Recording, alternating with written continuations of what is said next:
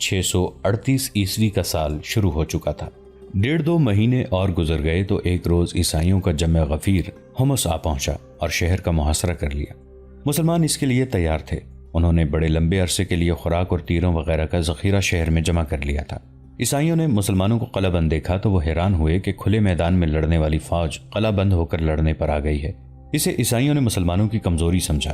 انہوں نے مسلمانوں کو للکارنا شروع کر دیا، اہل اسلام، اب تمہارا مقابلہ عیسائی عربوں سے ہے، ہم رومی نہیں مسلمانوں، ہمت کرو، باہر آ کر لڑو، قلعے کے دروازے کھول دو ورنہ تم میں سے کوئی بھی زندہ نہیں رہے گا، اب ہم جزیہ لیں گے، اسلام کا سورج ڈوب گیا ہے، باہر آؤ اور ہم سے رحم مانگو۔ اور ایسے بے شمار تنزیہ نعرے جو عیسائی لگاتے رہے۔ مسلمانوں کی طرف سے خاموشی تھی۔ ابو عبیدہ رضی اللہ عنہ، خالد رضی اللہ عنہ اور دوسرے سالاروں نے طے کر رکھا تھا کہ وہ باہر نکل کر عیسائیوں پر حملے کریں گے۔ حملوں کی نوبت ہی نہ آئی۔ محاصرے کا 4تھا یا 5واں دن تھا، عیسائیوں میں ہڑبونگ سی بپا ہو گئی۔ ان پر کوئی مصیبت نازل ہو گئی تھی یا ہو رہی تھی۔ مسلمان جو دیوار پر کھڑے تھے وہ حیرت سے دیکھ رہے تھے کہ انہیں کیا ہوا ہے۔ دور افق سے گرد اٹھنے لگی جو پھیلتی اور اوپر ہی اوپر اٹھتی گئی۔ یہ کسی قافلے کی اڑائی ہوئی گرد نہیں تھی، یہ کسی فوج کی گرد معلوم ہوتی تھی۔ اگر یہ فوج تھی تو عیسائیوں کی ہی ہو سکتی تھی یا یہ رومیوں کی فوج ہو سکتی تھی۔ عیسائیوں میں جو افراتفری بپا ہوئی تھی وہ زیادہ ہو گئی اور وہ لڑنے کی ترتیب میں آنے لگے۔ گرد ابھی دور تھی، عیسائیوں نے تو محاصرہ اٹھا ہی دیا اور وہ بڑی تیزی سے ایک سمت کو روانہ ہو گئے۔ مسلمانوں نے قلعے کی دیواروں پر نعرے لگانے شروع کر دیے۔ گرد میں سے ایک فوج آہستہ آہستہ نمودار ہونے لگی۔ یہ مسلمانوں کی فوج تھی۔ عیسائیوں کو اس کی آمد کی اطلاع پہلے ہی مل گئی تھی۔ مورخوں نے لکھا ہے کہ عیسائی غیر تربیت یافتہ تھے، وہ وہاں رکتے تو خود محاصرے میں آ جاتے، حمص کے دروازے کھل جاتے اور اندر سے بھی مسلمانوں کی فوج باہر آ جاتی۔ عیسائیوں کا انجام بہت برا ہوتا۔ انہوں نے یہ خطرہ بھی دیکھ لیا تھا کہ وہ اپنی بستیوں میں کوئی فوج نہیں چھوڑ آئے تھے۔ لڑائی کی صورت میں مسلمانوں نے انہیں شکست دے کر ان بستیوں پر ٹوٹ پڑنا تھا۔ مسلمانوں کی یہ فوج جو حمص میں محصور فوج کی مدد کو آئی تھی، یہ 4000 سوار تھے جو قیقاع بن عمرو رضی اللہ عنہ کے زیر کمان تھے۔ یہ سوار اس طرح آئے تھے کہ خلیفۃ الرسول عمر رضی اللہ عنہ کو ابو عبیدہ رضی اللہ عنہ کا پیغام ملا تھا تو انہوں نے کہا تھا کہ یہ عیسائی تربیت یافتہ فوج نہیں بلکہ یہ غیر منظم ہجوم ہے جسے ابو عبیدہ رضی اللہ عنہ اور خالد رضی اللہ عنہ سنبھال لیں گے، لیکن کمک ضروری ہے۔ چنانچہ انہوں نے سعد رضی اللہ عنہ بن ابی وقاص کو، جو عراق میں مقیم مسلمانوں کی فوج کے سپہ سالار تھے، حکم بھیجا کہ 3 سالاروں کو عیسائیوں کے علاقے جزیرہ کی طرف بھیج دیں۔ ان سالاروں میں سہیل بن عدی، عبداللہ بن عتبہ اور ایاز بن غنم شامل تھے۔ عمر رضی اللہ عنہ نے حکم نامے میں یہ بھی لکھا تھا کہ سالار قیقاع بن عمرو کو 4000 سوار دے کر ابو عبیدہ رضی اللہ عنہ کی مدد کے لیے حمص بھیج دیا جائے۔ اس طرح قیقاع محصور مسلمانوں کی مدد کو پہنچ گئے۔ انہیں معلوم نہیں تھا کہ حمص عیسائیوں کے محاصرے میں ہے۔ انہیں دیکھ کر ہی عیسائی محاصرہ اٹھا کر چلے گئے۔ امیر المؤمنین نے ٹھیک ہی کہا تھا کہ یہ عیسائی کوئی منظم فوج نہیں، یہ عیسائیوں نے خود ہی ثابت کر دیا، اور اس کے ساتھ ہی عیسائیوں نے یہ بھی ثابت کر دیا کہ مسلمانوں کو عیسائیوں پر اعتماد نہیں کرنا چاہیے اور مسلمان ارض شام کی فتح کو اس وقت تک مکمل نہ سمجھیں جب تک کہ وہ اندرونی خطروں کو بھی ختم نہ کر لیں۔ عیسائیوں کے اس جنگی اقدام سے واضح ہو گیا تھا کہ ہم مذہب ہونے کی وجہ سے یا مسلمان نہ ہونے کی وجہ سے ان کی دلچسپیاں اور وفاداریاں رومیوں کے ساتھ ہیں۔ خلیفہ کے حکم کے مطابق جزیہ کے تمام علاقے کو مسلمانوں نے اپنی عملداری میں لے لیا۔ عیسائیوں کے خلاف کوئی تعدیبی کارروائی نہ کی گئی۔ اگر کہیں عیسائیوں نے مسلح مزاحمت کی تو ان کے خلاف جنگی کارروائی کی گئی۔ شمالی سرحد کو تخریب کاری سے بچانے کے لیے ابو عبیدہ رضی اللہ عنہ نے سرحد پار جا کر حملے شروع کر دیے۔ اس سے شام میں امن و امان ہو گیا۔ عمر رضی اللہ عنہ بن الخطاب نے عدل و انصاف میں شہرت پائی ہے۔ عدل فاروقی ضرب المثل کے طور پر استعمال ہوتا ہے۔ ان کے عدل کی لاٹھی سے سب یکساں طور پر ہانکے جاتے تھے۔ ان کی لاٹھی غربت اور عمارت، رنگ اور نسل، آقا اور غلام کو نہیں پہچانتی تھی۔ اس دور میں خالد رضی اللہ عنہ کی ٹکر کا کون سا ایسا سالار تھا جس نے اسلام کو ارض شام، اردن اور فلسطین تک پھیلا دیا ہو؟ بیت المقدس کا فاتح جو کوئی بھی تھا، اس میں کسی شک و شبہ کی گنجائش نہیں کہ خالد رضی اللہ عنہ نہ ہوتے تو بیت المقدس کی فتح اتنی آسان بھی نہ ہوتی۔ عمر رضی اللہ عنہ ذاتی طور پر بھی جانتے تھے کہ قیصر و کسریٰ کے خلاف بعض فتوحات اس لیے ممکن ہو سکی تھیں کہ خالد رضی اللہ عنہ نے غیر معمولی طور پر دلیرانہ فیصلے کیے تھے۔ ابو عبیدہ رضی اللہ عنہ ٹھنڈے مزاج کے سالار تھے۔ اگر خالد رضی اللہ عنہ ان کے ساتھ نہ ہوتے تو رومیوں کے خلاف اتنی تیزی سے اتنی زیادہ کامیابیاں حاصل نہ کی جا سکتی۔ خود عمر رضی اللہ عنہ خالد رضی اللہ عنہ کے معترف تھے۔ لیکن عمر رضی اللہ عنہ کو جب خالد رضی اللہ عنہ کے خلاف ایک ایسی بات کا پتہ چلا جو اسلام کی روح کے منافی تھی اور جسے عمر رضی اللہ عنہ نظر انداز بھی کر سکتے تھے، تو انہوں نے فوری کارروائی کا حکم دے دیا۔ عمر رضی اللہ عنہ نے سوچا تک نہیں تھا کہ خالد رضی اللہ عنہ کی جو قدر و قیمت ہے وہ اتنی زیادہ ہے کہ یہ چھوٹا سا الزام ہضم بھی کیا جا سکتا ہے۔ بعض مورخوں نے لکھا ہے کہ عمر رضی اللہ عنہ بن خطاب نے مسند خلافت پر بیٹھتے ہی تمام دستوں میں ایک ایک دو دو مخبر رکھ دیے تھے جو سالاروں اور دیگر عہدیداروں کی ذاتی سرگرمیوں پر نظر رکھتے تھے۔ جب شام میں امن و امان ہو گیا اور خالد رضی اللہ عنہ کو قنسرین کا حاکم بنا دیا گیا، عمر رضی اللہ عنہ کو مدینہ میں اطلاع ملی کہ خالد رضی اللہ عنہ نے ایک شاعر جس کا نام اشعث بن قیس تھا 10,000 درہم صرف اس لیے انعام کے طور پر دیے ہیں کہ اس نے قنسرین جا کر خالد رضی اللہ عنہ کی فتوحات کو خراج تحسین پیش کرنے کے لیے ایک قصیدہ پڑھا تھا۔ اشعث بن قیس بنو کندا کا سردار تھا۔ اس نے شاعری اور مدح سرائی کو پیشہ بنا لیا تھا۔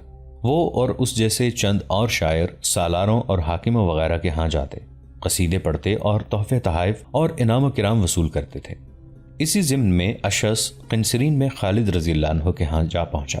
خالد رضی اللہ عنہ امیر باپ کے بیٹے تھے، انہوں نے غربت دیکھی ہی نہیں تھی، شہزادوں کی طرح پلے بڑھے تھے۔ یہ تو ان کی عظمت تھی کہ صحیح معنوں میں شہزادے ہوتے ہوئے بھی انہوں نے آدھی عمر میدان جنگ میں پیش قدمیوں میں زمین پر سوتے اور گھوڑے کی پیٹھ پر گزار دی تھی۔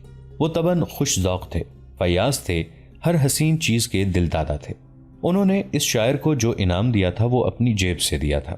اس وقت سالار اس سے زیادہ امیر ہوتے تھے، جس کی وجہ یہ تھی کہ دشمن کے جس سالار کو وہ ذاتی مبارزت میں شکست دیتے تھے اس کے تمام تر مال و دولت کے خود حقدار ہوتے تھے۔ اس کے علاوہ انہیں مال غنیمت میں سے بھی حصہ ملتا تھا۔ خالد رضی اللہ عنہ نے دشمن کے بے شمار سالاروں کو ذاتی مقابلوں میں قتل کیا تھا۔ ان کے مال و اموال خالد رضی اللہ عنہ کے حصے میں آئے تھے۔ تاریخ گواہ ہے کہ خالد رضی اللہ عنہ نے اتنا مال و دولت اپنے پاس رکھا ہی نہیں تھا۔ مورخوں نے لکھا ہے کہ شام کی جنگ ختم ہوئی تو خالد رضی اللہ عنہ نے اپنے سوار دستے کے سواروں کو اپنی جیب سے نقد انعام دیے تھے۔ ان کے سوار دستے نے جو کارنامے کر دکھائے تھے وہ ہم پہلے بیان کر چکے ہیں۔ وہ اس سے بھی بڑے انعام کے حقدار تھے، لیکن خلافت مدینہ کی نگاہ میں انعام کا تصور کچھ اور تھا، اور وہی اسلام کی روح کے عین مطابق تھا۔ عمر رضی اللہ عنہ بن خطاب نے تاریخ اسلام کے مشہور مؤذن بلال رضی اللہ عنہ کے ہاتھ ابو عبیدہ رضی اللہ عنہ کو ایک تحریری حکم نامہ بھیجا۔ خالد بن ولید کو مجاہدین کی جماعت کے درمیان کھڑا کرو، اس کے سر سے دستار اتارو، دستار سے اس کے ہاتھ پیٹھ کے پیچھے باندھو، ٹوپی بھی اس کے سر سے اتار دو، پھر اس سے پوچھو کہ اس نے ایک شاعر اشعث بن قیس کو انعام اپنی جیب سے دیا ہے یا مال غنیمت سے۔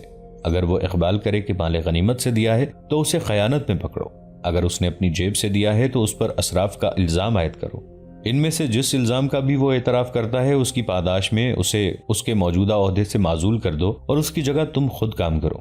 یہ عربوں کا رواج تھا کہ جس پر کوئی الزام ہوتا تھا اس کے ہاتھ اسی کی پگڑی سے باندھ کر لوگوں کے سامنے پوچھا جاتا تھا کہ اس نے یہ جرم کیا ہے یا نہیں۔ ایک عام آدمی کے ساتھ یہی سلوک ہوتا تھا، لیکن عمر رضی اللہ عنہ نے خالد رضی اللہ عنہ جیسے عظیم اور تاریخ ساز سالار کو بھی عام آدمی کی سطح پر کھڑا کر دیا۔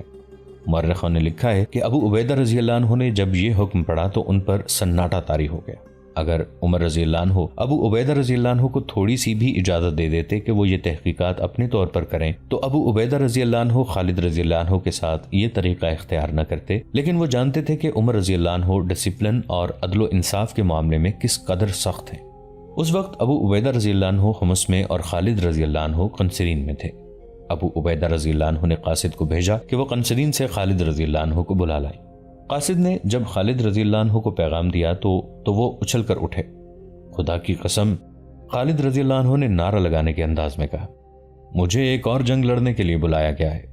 خالد رضی اللہ عنہ اسی خوشی کو دل میں بسائے حمص پہنچے کہ رومیوں یا بازنطینیوں کے خلاف کوئی بڑی جنگ لڑی جانے والی ہے، لیکن جب وہ ابو عبیدہ رضی اللہ عنہ کے سامنے گئے تو ابو عبیدہ رضی اللہ عنہ کے چہرے پر اداسی کے آثار دیکھے۔ امین الامت خالد رضی اللہ عنہ نے ان کے پاس بیٹھتے ہوئے پوچھا، کیا وہ غلط ہے جو میں سمجھ کر آیا ہوں؟ ابو سلیمان، ابو عبیدہ رضی اللہ عنہ نے غم سے بوجھل آواز میں خالد رضی اللہ عنہ سے کہا، امیر المومنین نے تجھ پر الزام عائد کیا ہے کہ تو نے 10,000 درہم اشعث کو دیے ہیں۔ وہ اگر مال غنیمت سے دیے ہیں تو یہ خیانت کا جرم ہے، اور اگر اپنی جیب سے دیے ہیں تو یہ فضول خرچی ہے جو اسلام کی نگاہ میں ناجائز ہے۔ بلال یہی جواب لینے آیا ہے۔ خالد رضی اللہ عنہ کا رد عمل یہ تھا کہ ان پر خاموشی طاری ہو گئی۔ ابو عبیدہ رضی اللہ عنہ نے ایک بار پھر پوچھا، لیکن خالد رضی اللہ عنہ کے منہ سے ایک لفظ بھی نہ نکلا۔ دراصل ابو عبیدہ رضی اللہ عنہ چاہتے تھے کہ خالد رضی اللہ عنہ کچھ نہ کچھ ضرور کہیں تاکہ وہ طریقہ اختیار نہ کرنا پڑے جو امیر المؤمنین نے اختیار کرنے کو لکھا تھا۔ خالد رضی اللہ عنہ پر ایسا اثر ہوا کہ انہوں نے بلال رضی اللہ عنہ کی طرف دیکھا بھی نہیں۔ آخر ابو عبیدہ رضی اللہ عنہ نے بلال رضی اللہ عنہ کی طرف دیکھا۔ اس کا مطلب یہ تھا کہ بلال رضی اللہ عنہ عربوں کے رواج کے مطابق خالد رضی اللہ عنہ سے بیان لیں۔ بلال رضی اللہ عنہ پورا حکم لے کر آئے تھے، انہوں نے کارروائی مکمل کر کے جانا تھا۔ خالد رضی اللہ عنہ نے تھوڑی سی مہلت مانگی جو انہیں دے دی گئی۔ یہ مہلت تو انہیں ملنی ہی تھی کیونکہ دستور کے مطابق تمام فوج کو اکٹھا کرنا تھا جس کے سامنے خالد رضی اللہ عنہ سے اعتراف جرم کرانا تھا۔ خالد رضی اللہ عنہ کی ایک بہن فاطمہ رضی اللہ عنہ حمص میں رہتی تھی۔ خالد رضی اللہ عنہ ان کے پاس گئے اور انہیں بتایا کہ عمر رضی اللہ عنہ نے ان پر کیا الزام عائد کیا ہے۔ بہن سے مشورہ لینے کی ضرورت یہ پیش آئی تھی کہ عمر رضی اللہ عنہ خالد رضی اللہ عنہ کے قریبی رشتہ دار تھے۔ فاطمہ رضی اللہ عنہ نے بڑے دکھ سے عمر رضی اللہ عنہ کے خلاف ایک بات کہہ دی۔ خالد رضی اللہ عنہ پہلے ہی مغموم تھے اور کسی حد تک مشتعل بھی۔ انہیں اپنی بہن کا مشورہ اچھا لگا اور وہ واپس ابو عبیدہ رضی اللہ عنہ کے پاس چلے گئے۔ امین الامت خالد رضی اللہ عنہ نے کہا، میں نے کوئی جرم نہیں کیا، میں کوئی بیان نہیں دوں گا۔ اس کے بعد زمین و آسمان نے جو منظر دیکھا اسے دیکھ کر بھی کوئی فرد یقین نہیں کرتا تھا کہ یہ سلوک اس عظیم شخصیت کے ساتھ ہو رہا ہے جو عظمت اسلام کا ستون ہے اور جس کے بغیر اسلام اس جگہ تک نہ پہنچتا جہاں خالد رضی اللہ عنہ کے ہاتھ ان کی پیٹھ کے پیچھے ان کی دستار سے بندھے ہوئے تھے، ان کے سر سے ٹوپی اتری ہوئی تھی، وہ زمین پر دو زانو بیٹھے ہوئے تھے اور بلال رضی اللہ عنہ ان کے سامنے کھڑے اعتراف جرم کرا رہے تھے۔ اے ابن الولید، بلال رضی اللہ عنہ پوچھ رہے تھے، تو نے اشعث کو 10,000 درہم اپنی جیب سے دیے ہیں یا مال غنیمت سے؟ خالد رضی اللہ عنہ کے چہرے کا رنگ اڑا ہوا تھا، وہ خاموش رہے۔ بلال رضی اللہ عنہ نے ایک بار پھر پوچھا، خالد رضی اللہ عنہ پھر بھی خاموش رہے۔ ابن الولید، بلال رضی اللہ عنہ نے کہا، میں امیر المؤمنین کے حکم کی تعمیل کر رہا ہوں، جواب دے، تو نے 10,000 درہم اشعث کو اپنی جیب سے دیے تھے یا مال غنیمت سے؟ اپنی جیب سے، خالد رضی اللہ عنہ نے آخر جواب دیا۔ بلال رضی اللہ عنہ نے ان کے ہاتھ کھول دیے اور اپنے ہاتھوں پگڑی ان کے سر پر رکھی۔ ہم سب پر امیر المؤمنین کے حکم کی تعمیل فرض ہے، بلال رضی اللہ عنہ نے کہا، ہم ہر سالار کی عزت کرتے ہیں۔ وہاں جتنی فوج تھی اس پر خاموشی طاری تھی، اس خاموشی میں اضطراب چھپا ہوا تھا، ہر کسی کے چہرے پر گلہ اور شکوہ تھا۔ کم از کم خالد رضی اللہ عنہ کے ساتھ یہ سلوک نہیں ہونا چاہیے تھا، لیکن نظم و ضبط کا تقاضا یہ تھا کہ ایک جائز کارروائی کے خلاف کوئی نہیں بول سکتا تھا۔ ابو عبیدہ رضی اللہ عنہ اور بلال رضی اللہ عنہ کی بھی کیفیت یہ تھی کہ وہ آنکھیں اوپر کر کے نہیں دیکھتے تھے، ان کی نظریں زمین پر لگی ہوئی تھیں۔ خالد رضی اللہ عنہ اس خیال سے گھوڑے پر سوار ہوئے اور وہاں سے نکل آئے کہ معاملہ یہیں پر ختم ہو گیا ہے۔ 7-8 دن گزر گئے، خالد رضی اللہ عنہ کو کوئی حکم نہ ملا۔ وہ حمص گئے اور ابو عبیدہ رضی اللہ عنہ سے ملے۔ ابو سلیمان، ابو عبیدہ رضی اللہ عنہ نے امیر المؤمنین کا حکم نامہ خالد رضی اللہ عنہ کے آگے کرتے ہوئے کہا، یہ پڑھ لو۔ یہ وہ حکم نامہ تھا جو امیر المؤمنین نے ابو عبیدہ رضی اللہ عنہ کی طرف بھیجا تھا کہ خالد رضی اللہ عنہ جو بھی اعتراف کریں انہیں معزول کر دیا جائے۔ تجھ پر اللہ کی رحمت ہو امین الامت، خالد رضی اللہ عنہ نے ابو عبیدہ رضی اللہ عنہ سے کہا، امیر المؤمنین کا یہ حکم مجھے اسی روز کیوں نہ سنا دیا؟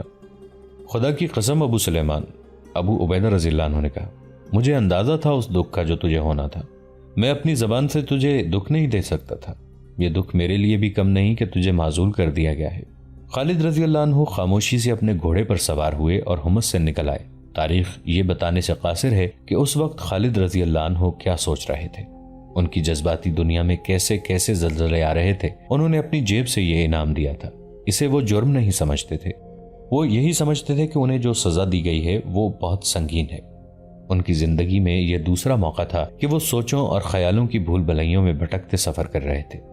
ایک اس روز جب وہ مکہ سے مدینہ کو تنے تنہا جا رہے تھے، انہوں نے مدینہ جا کر رسول اکرم صلی اللہ علیہ وآلہ وسلم کے دست مبارک پر اسلام قبول کرنا تھا، اور اب وہ حمص سے اپنی معزولی کا حکم سن کر قنسرین کو جا رہے تھے۔ ان کے ذہن میں اضطراب کا، رنج و الم کا اور نہ جانے کیسی کیسی سوچوں کا طوفان اٹھتا تھا، اور وہ اس طوفان کے زناٹے سنتے جا رہے تھے۔ گھوڑے نے انہیں قنسرین پہنچا دیا۔ شہر کے اندر جاتے ہی انہوں نے اپنے اس گھڑ سوار دستے کو بلایا جو انہوں نے اپنے ہاتھوں تیار کیا تھا۔ یہ چنے ہوئے سواروں کا دستہ تھا۔ اس دستے نے اپنے سے کئی گنا قوی دشمن کے پاؤں اکھاڑے تھے۔ اس دستے سے خالد رضی اللہ عنہ کو بہت ہی پیار تھا۔ ابھی کل ہی کی بات تھی کہ اس دستے کے سامنے کھڑے ہو کر خالد رضی اللہ عنہ کہا کرتے تھے کہ دشمن پر ٹوٹ پڑو۔ آج وہ اسی دستے کے سامنے رنج و علم کا مرقع بنے اپنے گھوڑے پر بیٹھے تھے۔ خالد رضی اللہ عنہ اپنے اس محبوب دستے سے نہ جانے کیسی کیسی باتیں کرنا چاہتے تھے۔ انہوں نے بولنا چاہا تو ان پر رقت سی طاری ہو گئی۔ وہ اس دستے کی جدائی برداشت نہیں کر سکتے تھے۔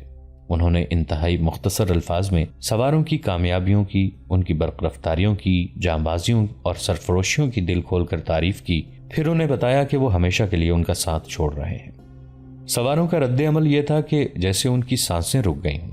دردناک سا ایک سکوت تھا جو ان پر طاری ہو گیا تھا۔ اس سکوت کو سواروں کی سسکیوں نے توڑا۔ خالد رضی اللہ عنہ نے گھوڑا موڑا اور وہاں سے ہٹ آئے۔ یہ منظر ان کی برداشت سے باہر تھا۔ وہاں سے خالد رضی اللہ عنہ حمص گئے، تمام مجاہدین سے ملے، بوجھل دل سے سب کو خدا حافظ کہا اور مدینہ کو روانہ ہو گئے۔ خالد رضی اللہ عنہ مدینہ میں داخل ہوئے، لیکن ایک فاتح سالار کی حیثیت سے نہیں کہ لوگ گھروں سے باہر آ کر ان کا استقبال کرتے۔ ان کی حیثیت ایک سزا یافتہ مجرم کی سی تھی۔ اتفاق سے عمر رضی اللہ عنہ انہیں ایک گلی میں آتے مل گئے۔ ابو سلیمان عمر رضی اللہ عنہ نے خالد رضی اللہ عنہ کے جنگی کارناموں کو ان الفاظ میں سراہا: تو نے وہ کام کیا ہے جو کوئی اور نہیں کر سکتا تھا، مگر ہر کام اللہ کرتا ہے، اور تو نے جو کام کیا ہے وہ کسی بھی مسلمان کو پسند نہیں آیا۔ خالد رضی اللہ عنہ نے کہا: اے ابن خطاب، تو نے میرے ساتھ بے انصافی کی ہے۔ کہاں سے آئی یہ دولت کہ تو اسے ناجائز اسراف میں پھینکتا پھرتا ہے؟ عمر رضی اللہ عنہ نے کہا: ابو سلیمان، کیا تو رومیوں اور فارسیوں جیسا بادشاہ بننا چاہتا ہے؟ خدا کی قسم تو میرے لیے قابل احترام ہے، تو مجھے عزیز ہے، اب تجھے مجھ سے کوئی شکایت نہیں ہوگی۔ خدا کی قسم میں کسی سالار، کسی امیر اور کسی حاکم کو بادشاہوں جیسا نہیں بننے دوں گا کہ جس نے جھوٹی مدح کی اس کی جھولی انعام سے بھر دی۔ خالد رضی اللہ عنہ ایک دو دن مدینہ میں رہ کر قنسرین چلے گئے۔ وہ مدینہ کو ہمیشہ کے لیے چھوڑ گئے تھے۔ اللہ کی تلوار نیام میں بند ہو گئی۔ اس واقعے کے متعلق بہت کچھ کہا جا سکتا ہے، بہت کچھ کہا جا چکا ہے۔ تاریخ دانوں نے اپنی اپنی رائے دی ہے۔ بعض نے عمر رضی اللہ عنہ کے اس فیصلے کے خلاف لکھا ہے۔ خلفائے راشدین کو رسوا کرنے والوں نے لکھا ہے کہ عمر رضی اللہ عنہ کے دل میں خالد رضی اللہ عنہ کے خلاف ذاتی رنجش تھی، جسے انہوں نے یوں مٹایا کہ خلیفہ بنتے ہی خالد رضی اللہ عنہ کو معزول کر دیا۔ حقیقت کچھ اور تھی۔ اگر ہم آج کے دور کو اور آج کے حکمرانوں کو سامنے رکھ کر سوچیں تو عمر رضی اللہ عنہ کا یہ فیصلہ اچھا نہیں لگتا، اور اگر ہم اس دور کو تصور میں لائیں اور گہرائی میں جائیں تو ہم اس نتیجے پر پہنچتے ہیں کہ عمر رضی اللہ عنہ کا فیصلہ صحیح تھا۔ غور کیجئے، عمر رضی اللہ عنہ نے کہا تھا کہ تم بادشاہ بننا چاہتے ہو۔ بادشاہوں کے انداز یہی ہوتے ہیں کہ جس نے تعریف میں 2 کلمے کہہ دیے تو اسے انعام و کرام سے مالا مال کر دیا۔ غور کیجئے، عمر بن خطاب رضی اللہ عنہ کی نظر آنے والے وقت کے پردے چاک کر کے کتنی دور چلی گئی تھی۔ خلفائے راشدین کے بعد آنے والے خلفاء نے انعام و کرام کا سلسلہ شروع کر دیا تھا۔ عباسی تو روایتی بادشاہ بن گئے تھے۔ اندلس کے آخری دور کو دیکھیے، دربار لگا ہوا ہے، شاعر اور ادیب منظوم اور نثر قصیدے پڑھ رہے ہیں اور انعامات سے جھولیاں بھر رہے ہیں۔ خوشامد ایک فن اور ایک پیشہ بن گیا ہے، اور ان انعام خوروں اور مدح سراؤں اور خوشامدیوں نے سلطنت اندلس کو سقوط غرناطہ تک پہنچایا۔ اس کے بعد سلطنت اسلامیہ بادشاہیوں میں بٹ گئی۔ ہندوستان میں مغلیہ سلطنت کے انعام مشہور ہوئے اور اس سلطنت کو زوال آیا۔ اب پاکستان میں دیکھ لیجئے، انعام و کرام کا وہی مذموم سلسلہ چلا آ رہا ہے جسے اسلام نے ناجائز اسراف قرار دیا تھا۔ خالد رضی اللہ عنہ بن الولید نے تو اپنی جیب سے انعام دیا اور معزولی کی سزا پائی تھی، لیکن ہمارے حکمران سرکاری خزانے سے انعام دیتے چلے جا رہے ہیں۔ حقیقت یہ ہے کہ یہ غیر ممالک سے لیے ہوئے قرضوں کے رقم ہے جس پر ہم سود ادا کر رہے ہیں۔ عمر رضی اللہ عنہ کی دوربین نگاہوں نے دیکھ لیا تھا کہ انعام و کرام کا سلسلہ چل نکلا تو اس کا نتیجہ زوال کے سوا کچھ نہیں ہوگا۔ عمر رضی اللہ عنہ نے اس لیے بھی خالد رضی اللہ عنہ کو نہیں بخشا تھا کہ عدل و انصاف اور سزا میں چھوٹے بڑے کا فرق نہ رہے۔ انہوں نے سوچا تھا کہ انہوں نے خالد رضی اللہ عنہ کو معاف کر دیا تو یہ دستور بن جائے گا کہ سالار، امیر، حاکم اور حیثیت والے افراد کو سزا مل ہی نہیں سکتی۔ اس طرح عدل و انصاف ختم ہو جائے گا اور اسلامی معاشرہ چھوٹے اور بڑے میں بٹ جائے گا۔ عمر رضی اللہ عنہ احکام منوانے میں اس قدر سخت تھے کہ انہوں نے اپنے بیٹے کو 100 کوڑوں کی سزا دی تھی۔ 80 کوڑے مارے گئے تو ان کا بیٹا مر گیا۔ عمر رضی اللہ عنہ کو اطلاع دی گئی، انہوں نے حکم دیا کہ 100 کوڑے پورے کرو، باقی 20 کوڑے اس کی لاش پر مارو۔ مدینہ سے خالد رضی اللہ عنہ قنسرین گئے، وہاں سے حمص چلے گئے اور ان کی عمر کے باقی 4 سال وہیں گزرے۔ ایک وقت آیا کہ خالد رضی اللہ عنہ تنگ دست ہو گئے۔ اہل قریش کا شہزادہ، میدان جنگ کا بادشاہ، دل کا سخی اور فیاض، ہزاروں درہم حقداروں میں تقسیم کر دینے والا انسان مفلسی کے چنگل میں آ گیا۔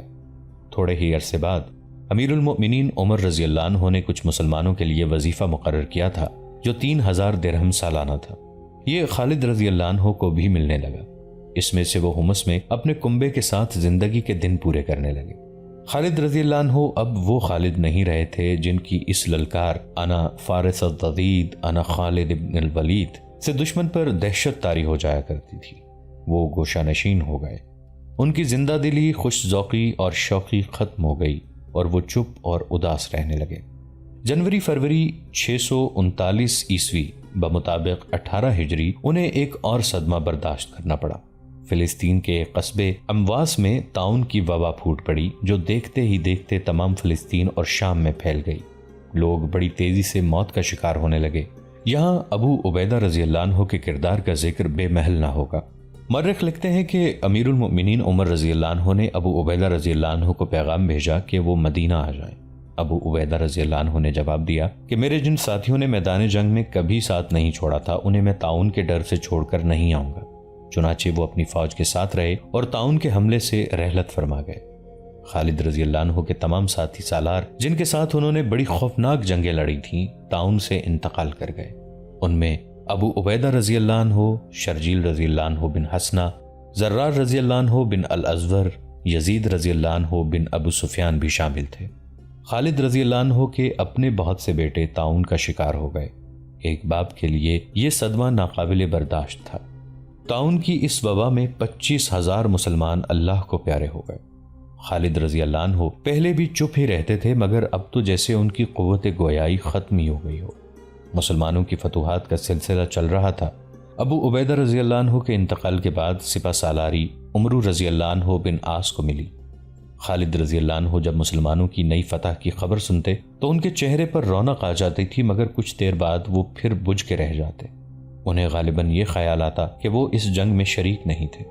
642 عیسوی بمطابق 21 ہجری میں خالد رضی اللہ عنہ کو ایسی بیماری نے آن لیا جو انہیں بڑی تیزی سے کھانے لگی۔ یہ صدموں کا اثر تھا، ان کا جسم گھلتا چلا گیا۔ ایک روز ایک دوست انہیں دیکھنے آیا۔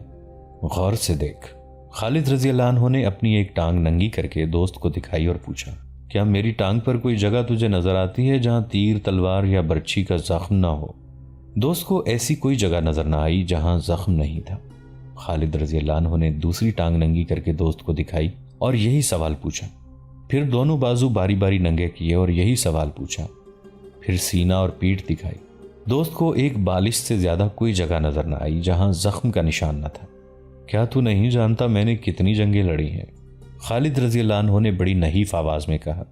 پھر بھی میں شہید کیوں نہ ہوا؟ میں لڑتے ہوئے کیوں نہ مارا؟